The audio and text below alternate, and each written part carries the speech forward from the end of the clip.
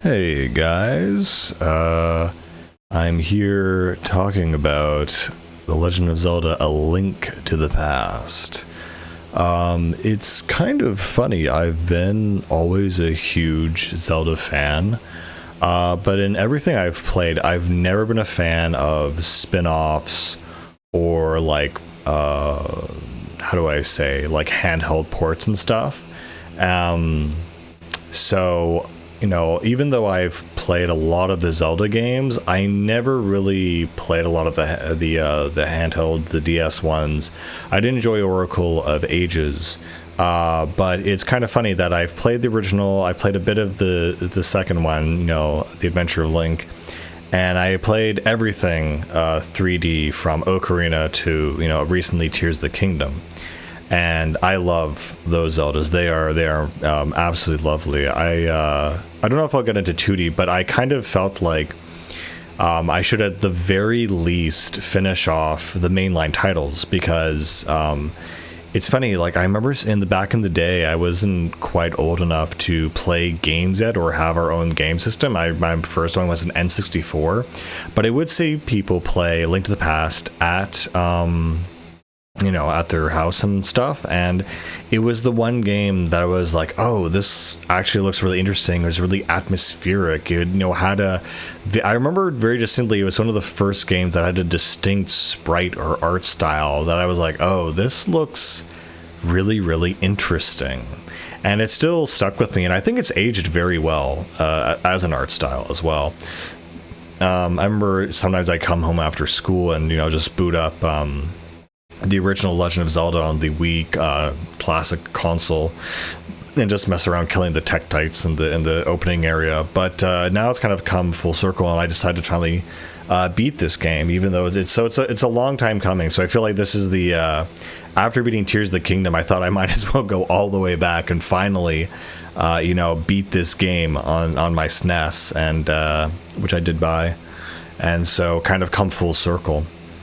And what is my reaction? It's a very interesting game because in my mind, I always thought Ocarina was kind of the first 3D, and that was like the king. And then I thought there was this whole for some reason I thought there was this whole catalog of other Zelda games in the 2D world before this, but there was Legend of Zelda, Legend of Zelda 2, and then this game. And so I basically went into this game being like, this is it. And it's interesting because if you think about this as the prequel or as the game before Ocarina, it's very interesting because it is so different. I mean, obviously it's 2D, but even everything from the story components, it's so, I would say, underdeveloped is actually the word. It's still a really good game, but it's just amazing how much they put into Ocarina. It makes me appreciate Ocarina more because while this is good, and you think, they only have 2 games under their belt at this point, and they're doing generic kind of Western fantasy in their own style, it's really amazing what they were to accomplish here, but more so in Ocarina. It makes me appreciate Ocarina more. But anyway, what about Link to the Past? It's really interesting, the setting. I think the thing that really comes to my mind that's great is the plot and the pacing, which is very similar to Ocarina. When you start Ocarina, it's like, okay, this thing happened, and then this thing happens, then Great Deku Tree, and then this happens. And even better, and I think in Link to the Past, you wake up, Princess Zelda's in the castle, you have to find your uncle, it's raining.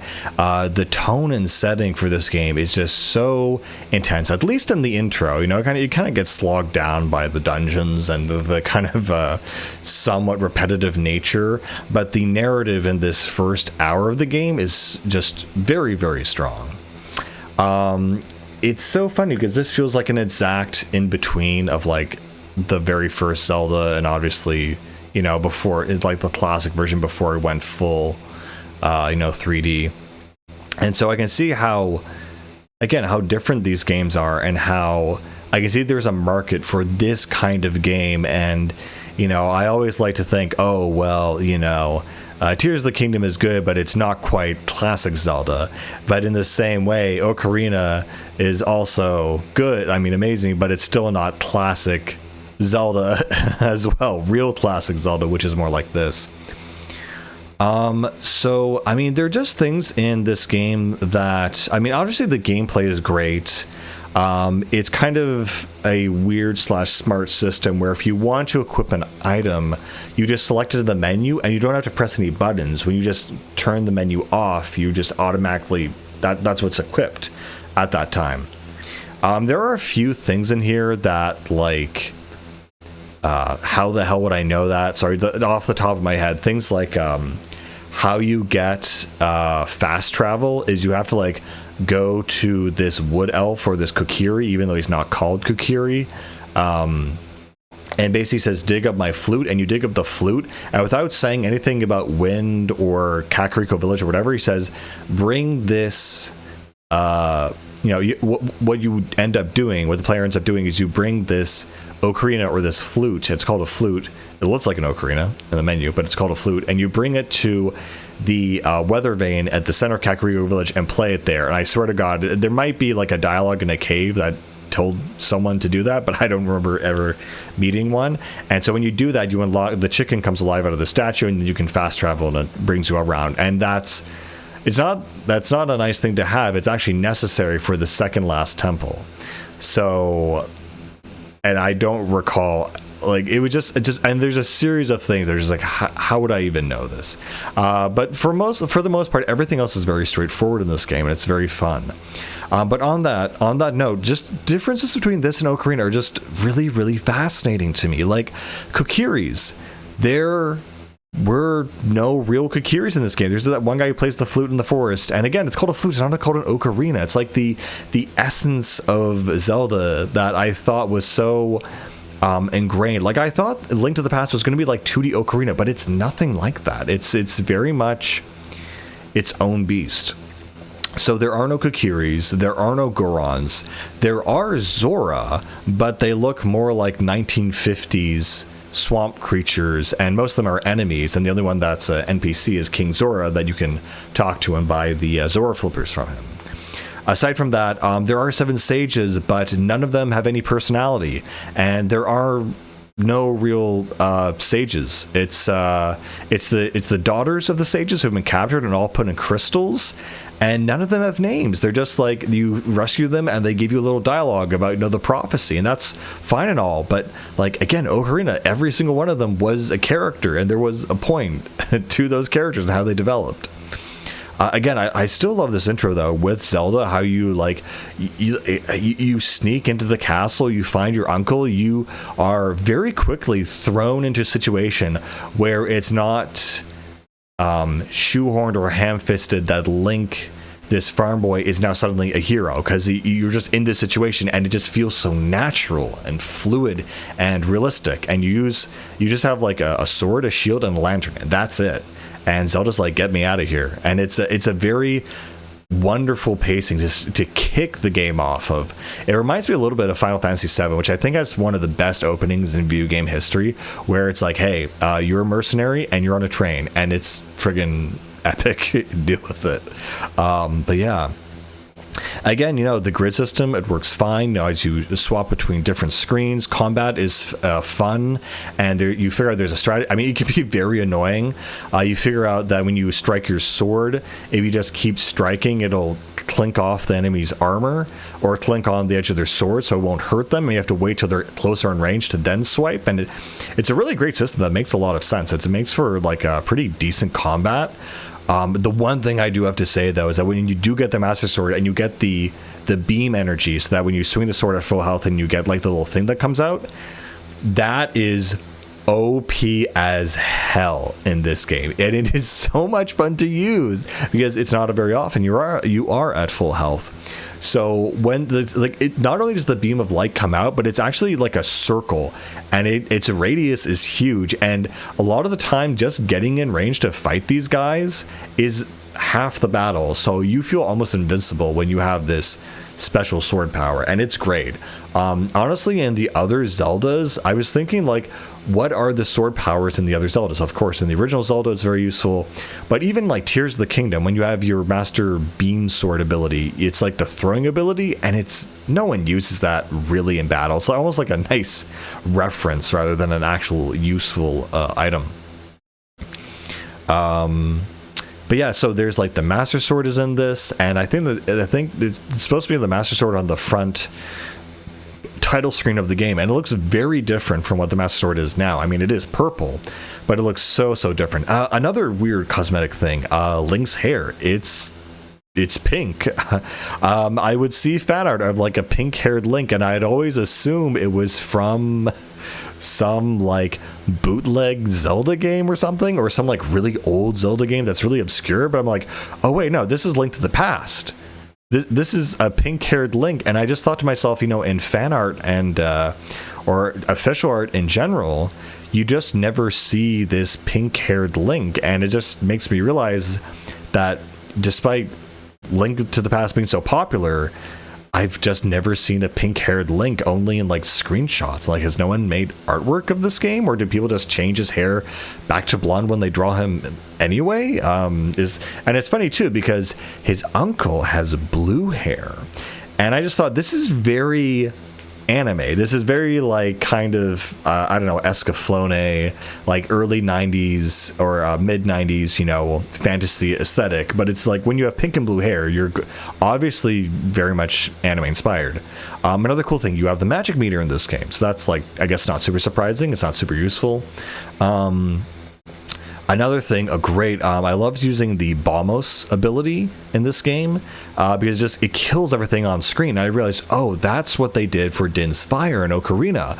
But Din's Fire sucks. It looks really cool, but like the radius was honestly like so small that it wasn't really viable except for certain scenarios. And plus they couldn't have so many enemies on screen anyway. So I was like, all right, whatever.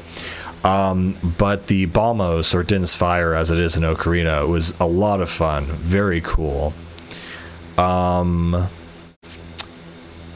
What else to say about this game? Another thing that I realized too is that for the Bombos, the Quake ability, and I think the Ether ability, and so Ether is weird. It freezes all the enemies, and Quake turns them all into like pudding or like these slime creatures. I thought that was really interesting. Each of those medallions have one of the symbols of the medallions in Ocarina. So you have like the forest medallion, and I think there's like 4 lines, 2 lines, and then like a lightning bolt, I think, for either. I can't remember. It's also interesting that when you finish this first part, again, about story development, when you finish this first part, Zelda's like, okay, I'll stay in this sanctuary and I'll be safe with this priest. And I was betting all my money that this priest is going to turn out to be evil and betray us. And it's like, no, that doesn't happen at all. It's like, this game plays it so straightforward with the story that it's kind of shocking. Like, and that's the thing, like, Princess Zelda is literally, you know, I know they hate to say this, like a damsel in distress. Like in Ocarina, she's a friggin' spoilers, ninja. You know, in Wind Waker she's a pirate, and until she realizes she's a princess. But in this game, Princess Zelda is literally just Princess Zelda. Like, she doesn't even do anything. She doesn't have any light arrows. She doesn't do any of that. They don't even have light arrows in this game. They have silver arrows. I know this is probably sounding weird to people who played all these games chronologically. They played, you know, one after they came out to the other. But for me, I just can't stop comparing this to its sequel, Ocarina. But it's so interesting to see how these things developed and where they went. There's other weird things, like there's a fortune teller. If you don't know where to go, and if you talk to him, it heals all your hearts. It feels like the amount of hearts in this game is more sensical, because you do take a lot more damage until... And that's another weird thing. Like the 2 or 3 last upgrades in the temples or dungeons and this game are just armor upgrades, which is so like not good feeling and bizarre. And it's funny, you get a green tunic and you get a red tunic and a blue tunic. as your like final tunic, and they just like, yeah, this gives you more defense. It's like they literally ran out of ideas for like the stuff to give you, and they're like, well, we gotta give them something. And again, like I hate this one. There's like and this is the problem going through the whole Zelda series, like contextual items like the Rod of Samaria, which basically makes little platforms, but only in this dungeon. Well, actually, I forgot, you can use it outside the dungeon and access like this little block that will hurt people and also will explode. So actually, that I think it does do that better than things like, oh my god, like the worst thing I think when Twilight Princess was like the staff you use to control the statues in the Temple of Time. And like besides the incredibly specific and obvious statues in the to get the heart pieces in the open world, you never used it. It had no other use. Like you can't. I thought it'd be cool. Like, oh, what if you like hit an enemy a couple times, got them in low health, and then could control them like Pokemon? Like, yeah, come on. I don't know. But yeah, I felt what was nice about this game is that because they had been in the 2D world for a while, is that a lot of the items you got were actually very useful, like Quake and Ether and Bombos and the hook shot and your bow and arrow. It's also interesting how this game obviously feels smaller than Ocarina. There's just other things too. When you take out a bomb in Ocarina, you automatically are holding it, but it's so weird in this game. It's automatically on the ground, and you have to pick it up if you want to throw it, which is just, it's so different. It's so interesting to see how things developed. Again, there's the thing where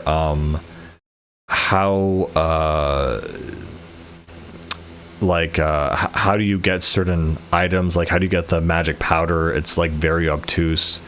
Again, though, I love the the pieces of heart are in this game, bombs, arrows, and it's funny you have a bomb and an arrow counter at the top of the screen, because you do use those a lot, and they are encouraged a lot. It's just interesting how when they went to the 3D, they just made it so well the first time. Bottles are really interesting and really important in this game, and again, you have all the mechanical framework for Ocarina, but not the story aspects. So you have like red, green, and blue potions and fairies, and it's funny how they spell fairy with like E's and I's instead of Y's in this one. What else? There's just so many interesting things. And so yeah, it definitely doesn't feel like a 2D Ocarina. It feels like its own thing, but it feels like it's really missing its story aspect, and it has all the mechanical parts. Like it also, here's a side quest with this guy who wants to race, or he wants to, dig around, and you find heart pieces, and the whole structure of the game is just intuitive. Oh, that's the other thing. Yeah, if you hit the cuckoos in this game, they don't attack you and swarm you like they do in Ocarina. It's just so funny to me that I always thought that was just a staple. I thought for sure if I attacked the chickens in this game, they would go crazy, but they didn't at all. I just think that's so funny. So yeah, it's interesting how to translate. I'm just thinking about, if I were the designer, how would I translate the sword like laser ability into a 3D space? Because when you're in 2D space, it's like very obvious where it goes.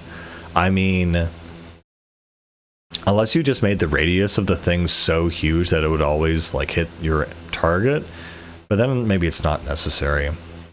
And again, the tone too is interesting here too. Like I wouldn't expect Ocarina to feel as alive as it did. And just again on Ocarina itself, I was watching some gameplay of it recently, and what just struck me, since I've been playing games for so long, is the ambient sounds of like the frogs croaking or the birds chirping or Link's footsteps even are so crisp and so present, along with the music. And on that music, along with the music, it's really interesting how this game, it has Kakariko Village theme, it has the main Zelda theme, obviously. What else? Doesn't have Death Mountain I think. Oh, it has the overworld theme, obviously. But everything else is kind of gone. They don't have Zora's Domain. They don't have Lost Woods. They do it. I think they have the house theme. Yeah, no, they have the house theme. Or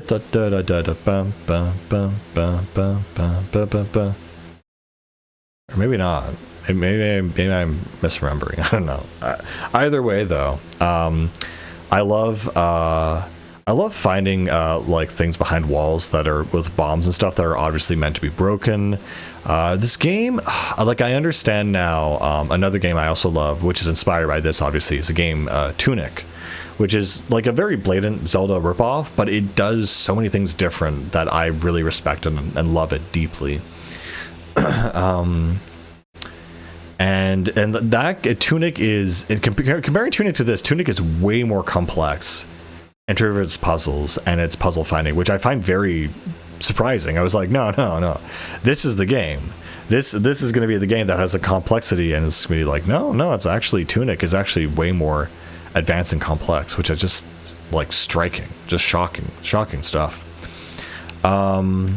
What I did also like about this game was the dark world, because I realized, oh, this is like a staple going forward. There's always like a second world, and they treated the dark world in Ocarina as the future, which I thought was such an evil and a good idea, and such a smart thing to do. And you could traverse between them. Also, I love swapping between worlds in this game. I know there's that one kind of pseudo remake, Link Between Worlds, that came out that I never played because I wasn't into handhelds, but it makes so much sense to me how that mechanic would be very addicting, because it's so I don't know, it's just so much fun. How you can be in the dark world, use the mirror, and immediately swap back to the real world. And you could always keep that portal around if you ever wanted to go back to the dark world. So like if you save your game at Link's house, you can leave a portal right by his house, so you don't have to worry about going all the way to the castle or wherever to a portal. And I wish it worked both ways, but even so, it's still a very cool mechanic. Well, I mean, it does work both ways, technically. Never mind. On that note, I thought it was really funny that I've never seen anyone talk about this. I've never seen fan art of this. I've never seen it brought up as a joke or a meme. But in this game, the Dark World is essentially the Golden Land where the Triforce resides, and it's a land of dreams, which I also thought is like actually the strongest thing that I remember from this game, or that makes it different, is that you actually go to the dream world where the Triforce originates, and because you go to the dream world, your form changes based on your self-perception of yourself. And I thought, oh, that's really interesting. So do you know what Link becomes when he goes to the dream world in this game? I never knew this. He turns into a pink rabbit. And I'm just like, wait, what? I had like zero context, zero idea this was a thing. I don't know. It just really amused me. I'm like, this seems like this would be a thing people would joke about or talk about. Something about combat that's super annoying is sometimes an enemy can hit you and then they'll like go back and forth inside your hitbox, and an enemy that would normally take one of your hearts takes like 4, and it's just very frustrating. Another thing about things that aren't in Ocarina or in other games, choo-choos. I was really surprised to see choo-choos in this game. I don't know why, because they appear definitely in Wind Waker, but I just never thought I just thought they were just so novel. Like, I mean, they are slimes, but they're electric slimes, and they're just so unique. I never thought they would be in Link to the Past. Also, it is funny that I think I'm not sure exactly how things were established, but I'm not sure when Link got his name, but it definitely obviously is this game where they call him Link to the Past, and it's a pun because he's also a link to the past. Yeah, no, the environments still look great, and they still feel alive. Everything's moving, everything's vibrating. The water looks good, for a SNES game. Another thing that I love about this game, compared to, for once, the original Legend of Zelda, is that in order to put up your shield, it was just automatically up. I remember in the original, you had to press a button to block, and just no one, I never used it because it was just like, I'm too busy attacking, and it has to be like a 0.2 reaction. Yeah, this game is Octoroks, Tektites, Armos, and it's so fascinating to see these things translated into 3D and to go on a little nostalgia trip almost. Yeah, the Great Fairies are here. They're interesting. I'm trying to think of anything in this game that's not an ocarina. Well, there's obviously the Dark World. There's moblins throwing bombs. One thing that's definitely kind of dispersed throughout the 3D games, and honestly I was not a huge fan of them in this game, is honestly the bosses in general and the temples. Like the temples in starting in Ocarina, they're very distinct, like Forest Temple, Fire Temple, Water Temple.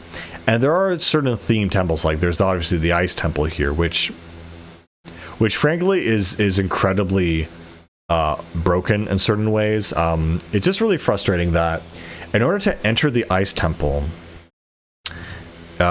you need to have magic to cast a fireball to kill the enemy in the lobby so you can actually open the front door of the rest of the temple. And the thing is, if you die, your magic does not regenerate. So how do you get more magic? You have to leave the temple, go and like find it, and like unless you know that the choo-choos on the island have a, I don't know, like a 1 out of 10 magic drop rate, which is actually pretty good. I'm sure there's a better way to do it, but unless you know that, you will end up either flying all the way to the witch's place to buy it for 60 rupees, or it's such a time waste. And the thing is, of course, what is the final boss of this dungeon need? It needs fire magic. So it expects you, to have magic and use it to fight the boss, but not too much so that you die and then you have to leave. And it's very stupid. And what's very funny is that the next dungeon in the mountains, I believe, or in the swamp, actually, it has a plaque at the front where it's like, hey, Link, by the way, you want to make sure you have magic power before proceeding. And as soon as you go to the next room without having any hassles or locked doors or whatever, like the other one, they have magic bottles in those pots.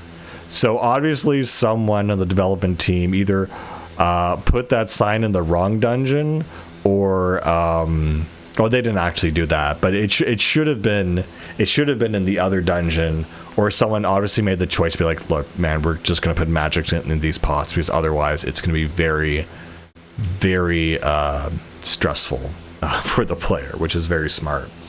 But yeah, the dungeons are good though. I mean, they're well designed, well organized. I only got really stuck a couple times. And they were very fun to like go through and like be like, oh yeah, no, I know the flow of this dungeon, and like, oh wow, I feel like I'm speedrunning this. I know like where to go, what to do, what they're expecting of me, how this is going to play into the boss battle possibly, all that good stuff. What else can I say about this game? The bow and arrow feel really good to use. I don't know.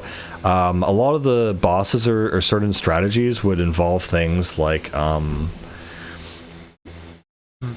you would have to hit them from afar or whatever.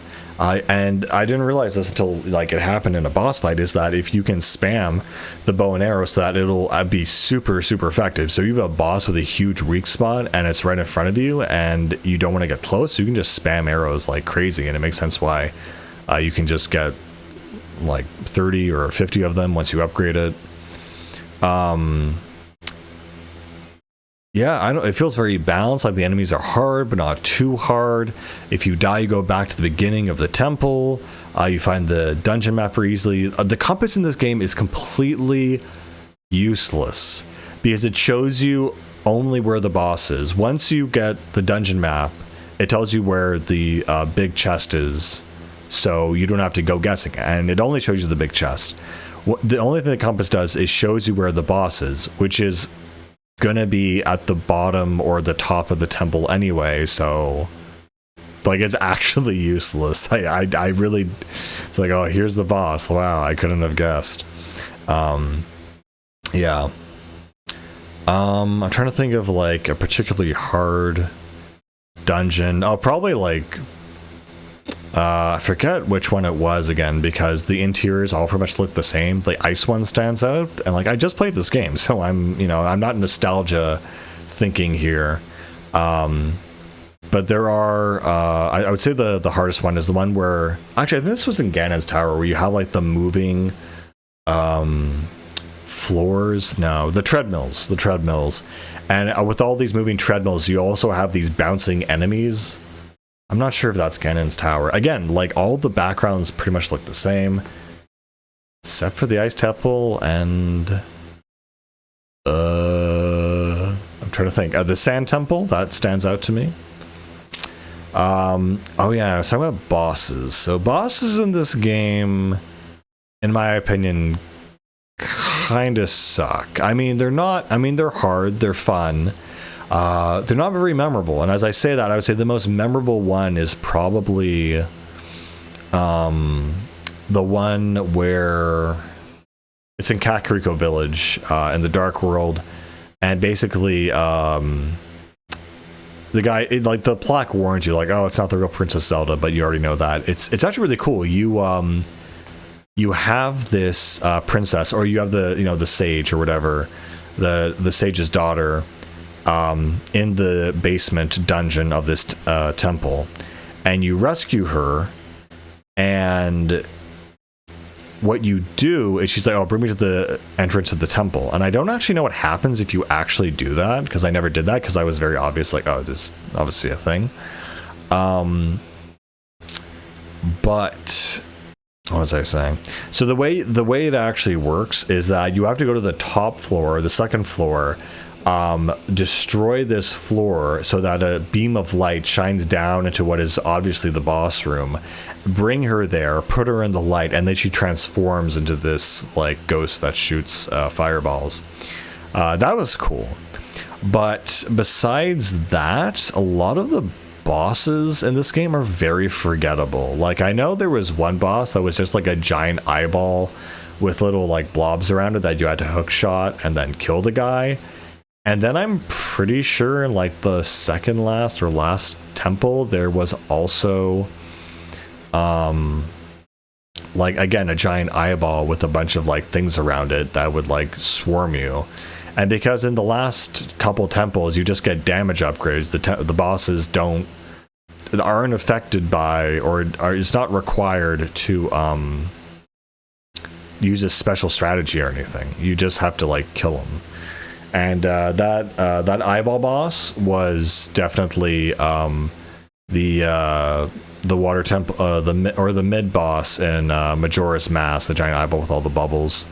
And then there was like a giant eyeball with like different bubbles, and yeah. It is really fun though, or really cool that in the dungeons, they'll give you a dungeon map, and there's more so in the 2D space, because there's also so many hidden walls and hidden rooms and stuff. It's more obvious and feels more of an aha moment when you're smart enough to figure out, oh, this wall's breakable, and you find like a fairy's fountain inside the dungeon. That felt really, really cool and really fun. Trying to think of other things. I think it's also interesting that bombs in this game are just like a standard resource. They're not found in a temple or a dungeon. They're not necessary, so to speak. I think it was kind of cool but slightly annoying that in Ganon's Tower they did a boss recycle thing. That they did the first 3 bosses of the game, but just like slightly easier. I'm really conflicted on that kind of thing. I know Devil May Cry does it in a lot of its games, and Capcom does it, and I just don't like that feeling.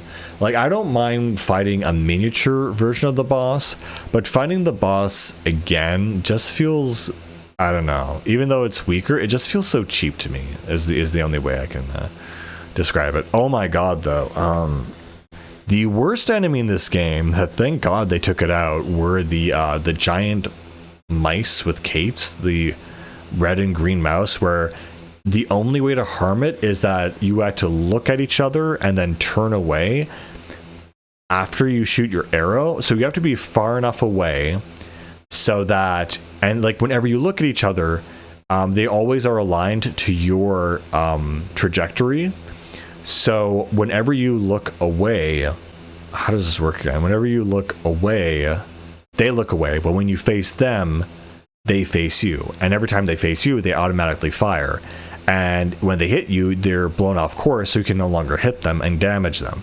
So the only way you can hurt them is facing away from them, line them up, then quickly turn around, fire your arrow, and turn back around and try to dodge their thing. Yeah, no, it was incredibly frustrating. Another cool thing, I think the rupee economy was much better in this game, at least compared to Ocarina. It's like, okay, you know, Deku Nuts cost 20-30 rupees, but like I can literally just go outside and like get them in the grass. Like there's no point. The prices in this game made more sense. You know, there was a lot of cost for the potions. There was a decent need for arrows and bombs and stuff. What else could you buy with your rupees? Oh yeah, there were certain, like, you know, buy this piece of heart, or buy like the super bomb, or buy this one-time thing. I think the most expensive thing in the game was like 500 rupees for the big shield, and I think it was like 5 or 10 minutes later it got eaten by a like, and I didn't realize, and I like saved the game, and I was like, oh great. So I think it's smart the way it handles rupees in this game and the rupee economy. It doesn't feel like, you know, you have too much or, you know, too little or too many. Once you find, you know, how to cheese the archery mini game in the Dark World, you can. I got like 900 rupees, like no problem. It was so easy. And you don't need any like wallet expansions like you do in the other Zeldas, which makes sense. Yeah, actually, I just remembered in Ocarina you can only hold 99, which is a weird limit, but it is what it is. Speaking of weird stuff, I was really surprised, I guess,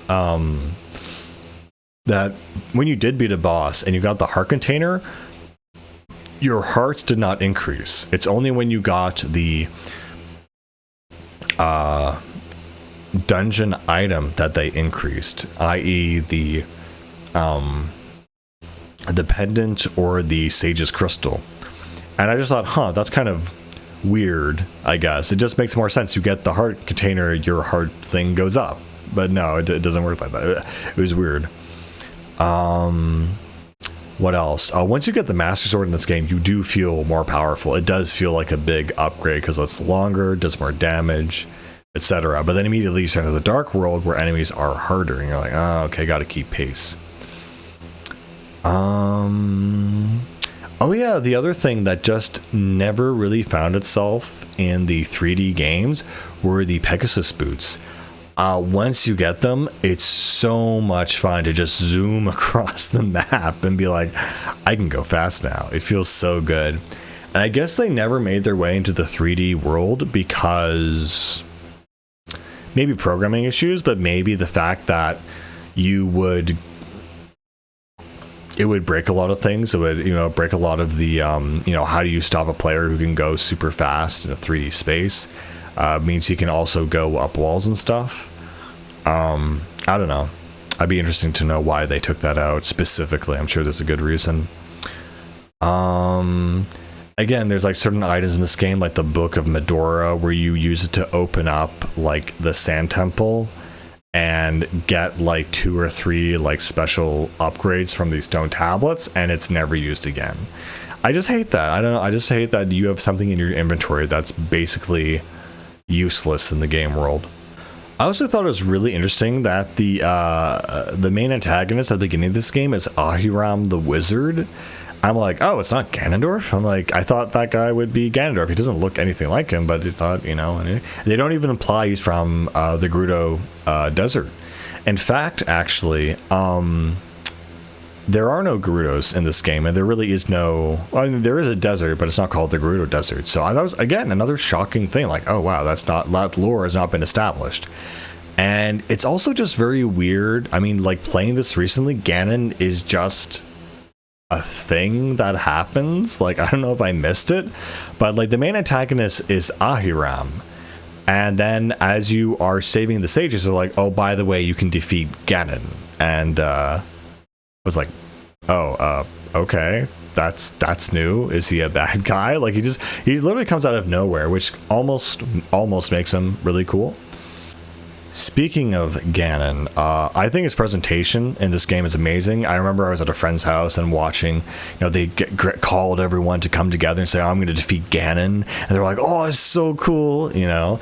And I just remember watching him do the fight and Ganon throwing his massive trident around the room. And I just remember as a little kid thinking, like, I couldn't do that.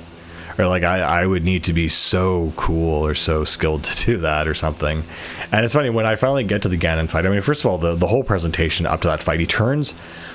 I just think this is such a cool thing. I think they should bring this back. He turns into a giant bat and like plunges inside the starting pyramid. That image is just burned into my mind now eternally, and it's so cool. But yeah, the Ganon fight, I might as well talk about the end of the game, I guess. I hated it. I really hated it. And like, there are other bosses that obviously killed me. I very rarely got a boss first kill, first time. But it was never such a, how do I say, such a defeat I didn't want to go back. It's like, okay, I can get through the dungeon faster. I know his strategy or his movements better now, better than last time. I can go and do it better. It's funny, I just watched this other video about this guy saying, oh, he always quit games halfway through because he always got discouraged after he lost.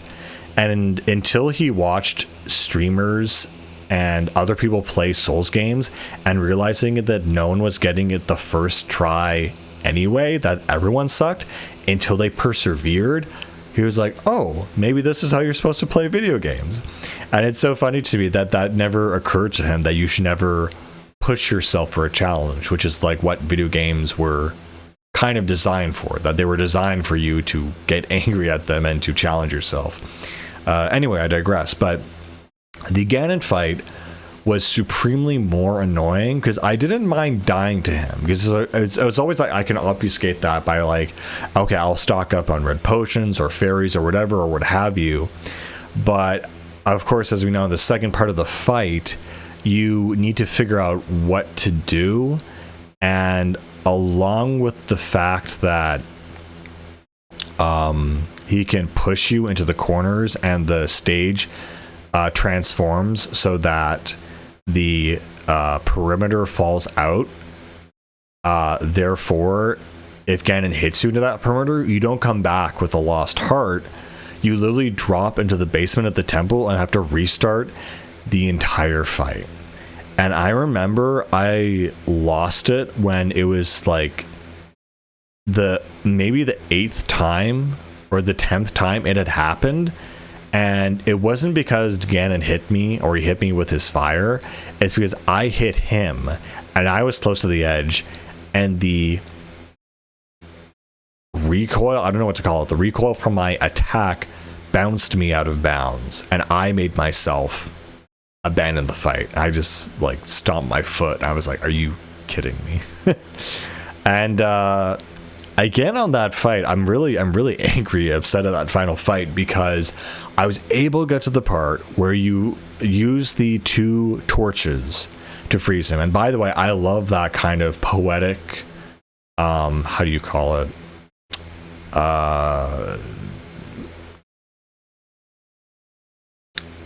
The poetic revolution of the fact that you're using the very first item you get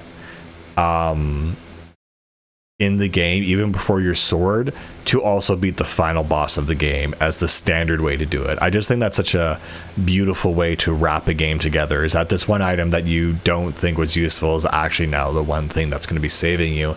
And it's, you know, it's fire, it's light, it's hope, it's Dark Souls, you know.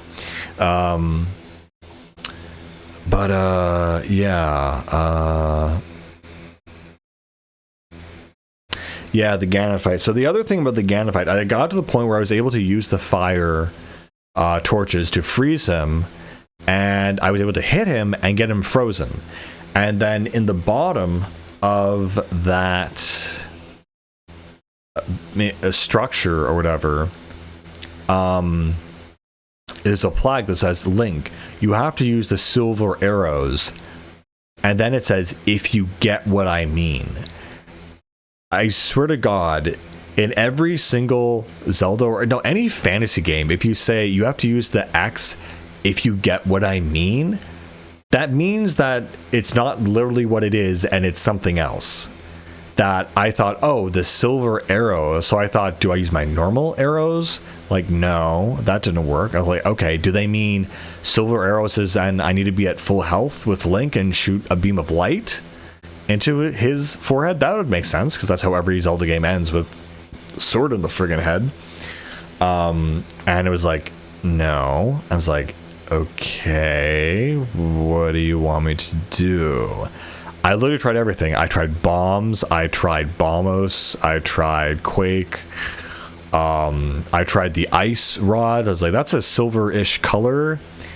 So guess what? I literally, this is one of the few times I had to literally look up a guide, and you have to get the silver arrows. So first of all, you have to get literally what they're asking for. So the fact they say, if you get what I mean, just serves no purpose and infuriates me so much. And the way you get the silver arrows is you have to go to the shop by Link's house that has a super bomb. And I swear to God, I was in that shop at least twice, and they only sold normal bombs.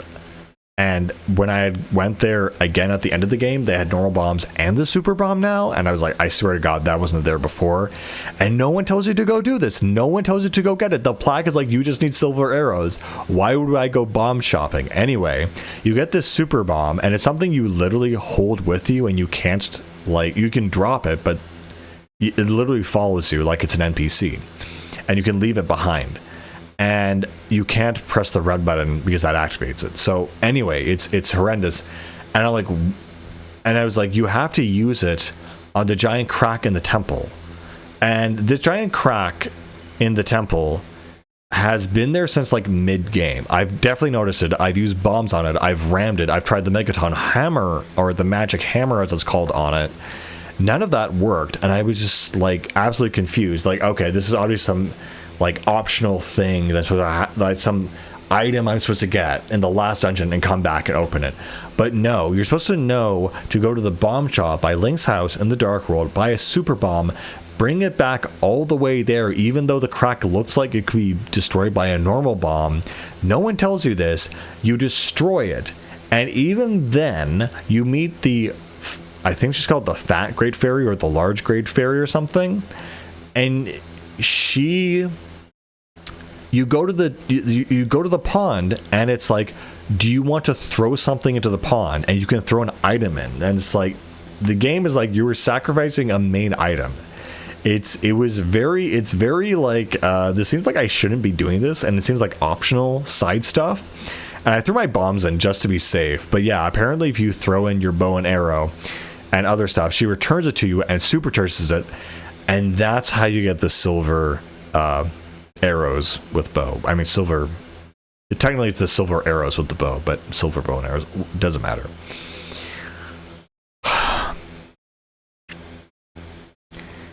And that's the item that can hurt Ganon for when he's frozen for no conceivable reason.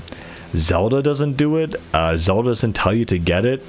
There's absolutely no logical reason why that would work. It's like, why would silver arrows even work? He's not even like a werewolf or anything remotely close to that, or And like if you know what I mean, it just drives me crazy. Like, I felt like that's like one of those things that like is like made to sell game guides or something. Like, you're at the last boss. I don't know. I don't know. To me, it's just crazy. It was frustrating. Something else you saw a lot in this game also were like dungeons where you could like exit the dungeon in order to continue it, which is something I've never seen going forward. Like, I think the second last dungeon or the last dungeon in the cliffs, you like have to exit it and re-enter it 3 times, and it kind of serves as a checkpoint because when you die or restart that dungeon, you actually start from your last entry point. So that's actually kind of smart because it puts you in front of the boss. But it was also very weird, and I think even the sand temple, you had to like go outside and go around and stuff like that. And the Lost Woods temple, like that whole temple was built around the fact that you had to leave the temple and go into the overworld and find different entrances into the temple and drop down so you could progress. It's not bad, but it just kind of breaks up the flow just a little bit, and it's very unorthodox. And yeah. But yeah, the Ganon fight, once I figured it out, I was like, oh. But it was one of those things where I was really irritated by that point. It wasn't the big epic finish that I wanted. I mean, it was, but I don't know. And yeah, and it's interesting too. There's some enemies I didn't expect to see in this game, like the floor tiles. I don't know why. Seeing that in 3D, I didn't think I'd expect to see that in 2D. And the sound effects are all great in this game. Again, the bosses are like very forgettable. They're forgettable, and then there's bosses I'd like to forget, like the third boss, which also shows up at the top of Ganon's tower. The one that you can only damage its shield, and it hits you into like the periphery if you hit it, or if it hits you, and you have to start the boss all over again. That's so friggin' annoying. Like, I wish I could forget that boss. It just wasn't cool looking, wasn't memorable, wasn't fun. I mean, it was memorable for the wrong reasons, right? Ocarina, you remember the bosses, and they're not necessarily super hard, but they're very, very cool, like Molgia, Volfagia, Goma, King Dagongo. They're all very cool looking. They all had very good designs. In this game, I like remember definitely the first statue stomping things, the sandworm, Arhimam the wizard. You're doing the Ganon thing. You have to reflect the energy ball back at him. And now you see I'm drawing a blank. I literally just played this game. Oh yeah, there was the ghost boss. That was cool. There was the eyeball bosses. Oh god, there was that one ice boss where you just needed to use almost all of your fire magic to thaw it out, and then you could harm it. That was so dumb. There was the double-headed dragon, fire and ice dragon boss in the last temple, I believe. That was basically like Twin Rova, which was kind of cool. Yeah. That's pretty much all I can remember, and there were just also odd enemies in this game, just like birds. Then again, the Quay, I think as they're called, and Ocarina are pretty much the same thing.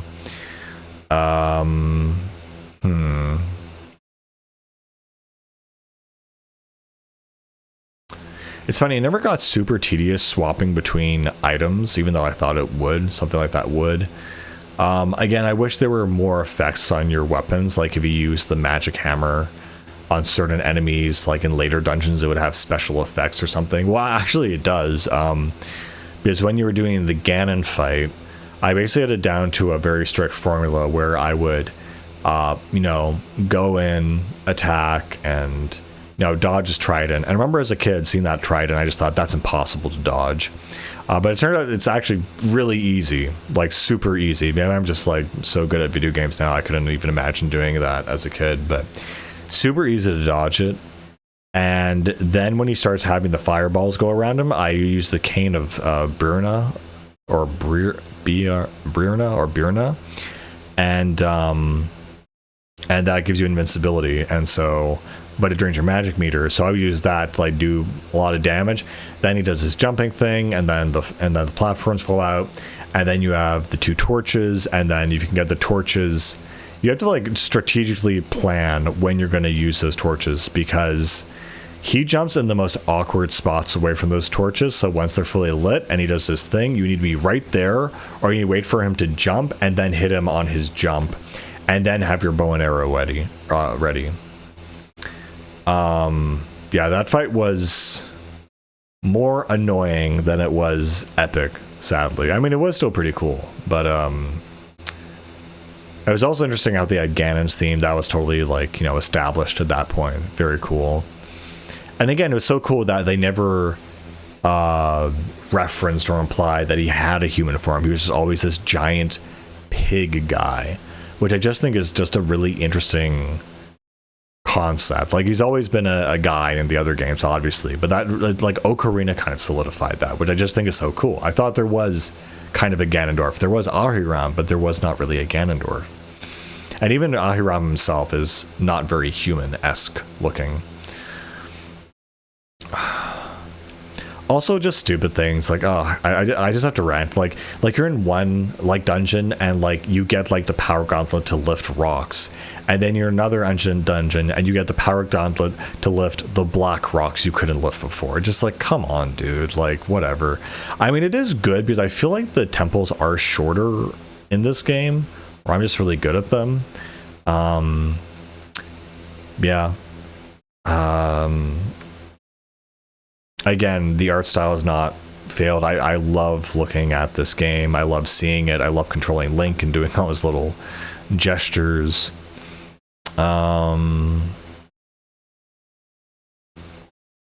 It's also very smart that, just in general, that when you're at full health, of course, you get your beam sword. But I think more games just need to do this, where they need to reward the player for playing well, essentially. So if you have full health, you get like a little boost.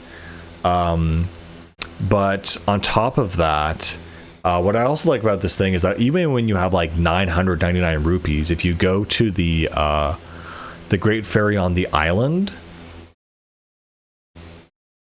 she is able to upgrade all of your inventory if you throw money into the pond. And I thought that's just a great thing that, you know, there's nothing worse than having an overabundance of a useless resource. So it's like, oh, well, I can't use this for anything. But if you know that you can use it for this one thing, you don't feel so bad getting it. And again, even if you're full health and you pick up a health thing, you actually get like a bonus for doing that. You get like at least the beam sword. I think there are other games that have done that. I think actually, what was it? I think it's, of all games, I think it's Knack, where if you're at full health and you pick up a health resource, instead it makes you stronger. And I don't know, that feels so proper and good, you know?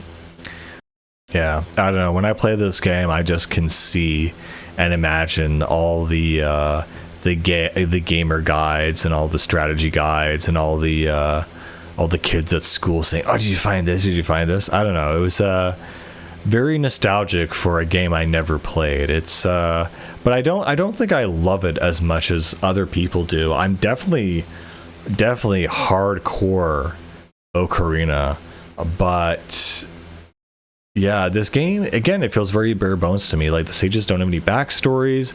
Like, it is just you and the mechanical world of Legend of Zelda, which isn't bad itself. It's just, it doesn't feel like the Zelda I expected. It's still good though, but it'd be interesting for Nintendo to do like a demake or something. I know they have made like a Link Between Worlds and stuff,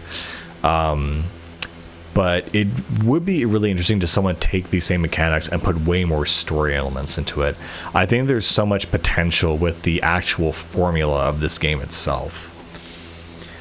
Also, I love the sound effects when you go to the Dark World and you come back.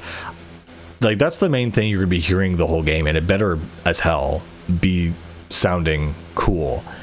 And it does sound really cool, and I never got tired of it. The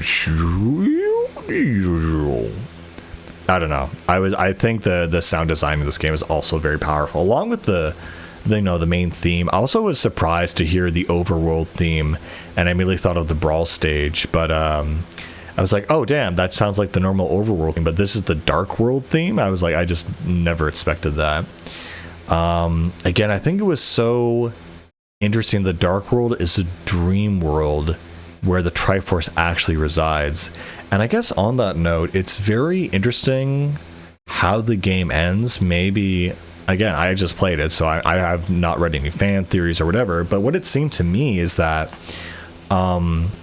Link defeats Ganon, he gets the Triforce, and the Dark World basically dissolves. It disappears because it was made by the wishes of the person who touched it and used it, which was Ganon. And it's like, in the other games, you're like racing to stop Ganondorf. Here, he's already done it. It's like there's nothing you can do, which I think is so interesting. But the implication at the end of the game is that Link saves the kingdom, and he gets the Triforce, and the Triforce is like, you can now make your wish, but this dark world will disappear. And it's never implied what Link's wish is, at least to my knowledge. Like, I just saw it and like, I don't know what he wished for. I don't know what happened to Link. I don't know how this really ended. Like, it was kind of pleasantly open-ended, and I guess I like to think that Link, I don't know, created a new golden land despite whatever his wish was, that a new golden land was created, and that's the golden land we see in the other Zeldas. But as to what his wish was, the fact it's never actually said, I think is really cool, unless I missed something. But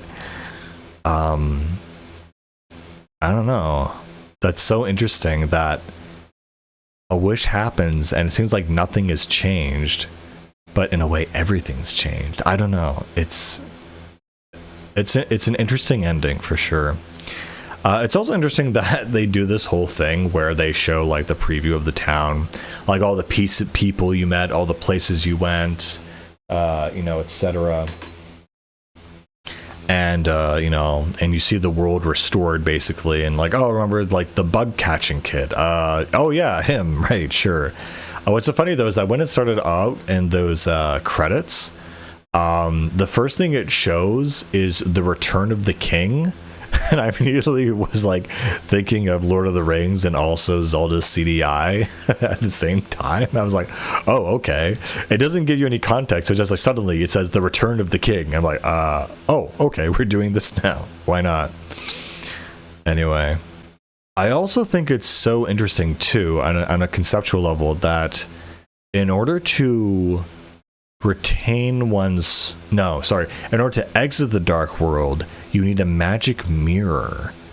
And I find that so interesting because when you're in the dream world, you can take any form, eventually get the moon pearl, which again is very not seen ever in any other Zelda game. You get the moon pearl, which allows you to retain your form even in the dream world, which in itself is really interesting as a concept, that you need this thing from the moon so that when you're in the dream world, you retain your human shape as if the moon is connected to dreams. I don't know, that's really cool. I really like that. It's really cool.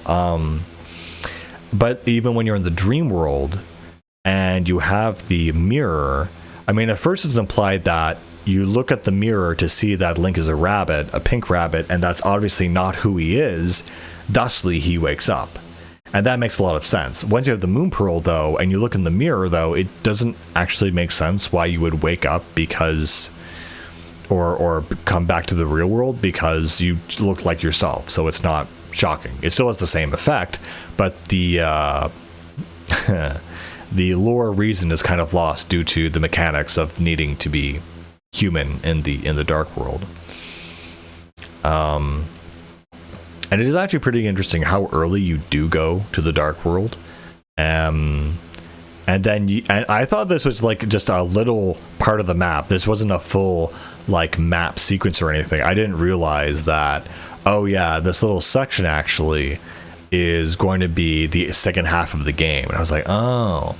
And again, it's interesting how they lay out the game.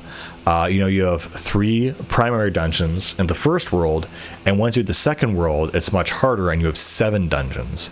And I thought that was so interesting. It was like, oh, that's literally Ocarina, and that's how the formula was for a while. And then it's weird how Majora's Mask is like, nope, we're doing 4. And Wind Waker, you do 3 and then 2 more, and then you have to do 7 like fetch quests. I never like assembling the Triforce in Wind Waker, but it is what it is. I don't know. There's just... Oh yeah, another thing. I thought that when we had these red and blue switches, it would be like a theme of just that dungeon, but they kept showing up in every other dungeon. And I think from the 3rd or so dungeon onward, all of the backgrounds, I mean, they did have different color palettes, but nothing like sand and ice. So they all kind of really blend together for me, and they were just all generic-ish dungeons. Which is like, all right, well... nothing you can do. Also, it's really great. I found the best strategy for the tiles is you just hold B, so your sword does the poke animation, so it just automatically pokes anything. So you don't have to dodge, you don't have to time your swings. You just stand there and hold B, which is great. Trying to think of anything else to talk about. There's that one dungeon where like every time you stepped on the star symbol, it made the puzzle solved theme, which really tired it out, sadly, and I think it was kind of dumb, but it was fun navigating that. But yeah, it's weird though. I think on the whole, the first chapter of getting Zelda, going to the castle, going to the first dungeon, that pacing is just so good. And then after that, you have to slow down and find stuff and figure stuff out. And yeah, of course, you got to figure stuff out. But the pacing of it just grinds down. And then it feels like you're doing the same kind of dungeon over and over and over again. And you have the same enemies showing up in like the dungeons with like some new ones. As if they were building all the dungeons on top of each other as if they were sequels, which is kind of disheartening. Another cool enemy I did notice that was really interesting in this game were the moving spike things. I remember I had no idea what the heck those were in Ocarina, and they still don't make any sense here. But the fact that Link actually does the same jump ouch animation when you hit them is really cool. I don't know, I thought that was neat. I think the only other time I got stuck in a dungeon is that I had to like blow up a wall that did not look like it could be blown up, and that really aggravated me.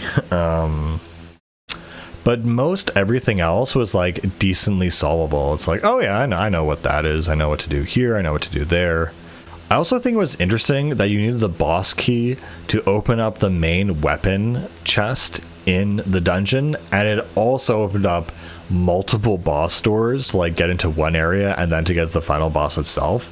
It's a very different dungeon philosophy. And again, I was surprised that I don't know, I just felt there weren't that many pieces of heart. I mean, there were, but none of them felt super memorable. Some of them were just hiding in like whatever. I mean, there was like one where you have to do a race, another one where you have to like dig it up in a cemetery. Like I remember those ones, but outside of that, it's kind of like very whatever.